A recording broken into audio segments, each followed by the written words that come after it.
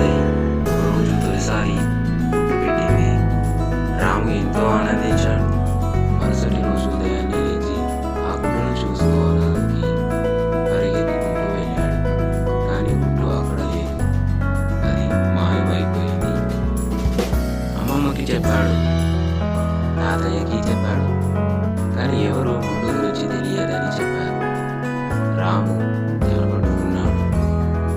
ఒకరోజు పొద్దున్న తను మెల్లగా లేచి గుడ్డును ఎవరో తీసుకెళ్లారో చూడాలని నిర్ణయించుకున్నాడు. రాము నిశ్శబ్దంగా ఇంటి ముందు కూర్చొని ఎదురు చూస్తున్నాడు.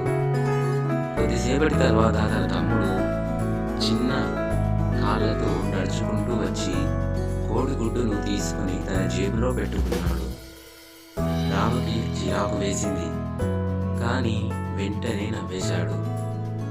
తమ్ముడు కోడిగుడ్డు తినాలని తీసుకున్నాడని అర్థమైంది. తను కోప్పడకుండా కోడి మరిన్ని గుడ్లు పెట్టేలా చూసుకోవాలని నిర్ణయించుకున్నాడు.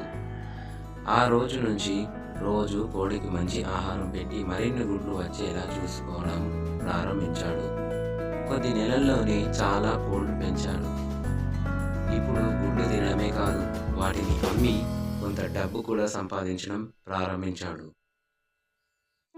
రాము అర్థం చేసుకున్నాడు, మనకు లభించే ఈ చిన్న అవకాశం కూడా బాగా ఉపయోగించుకుంటే పెద్దదిగా మార్చుకో.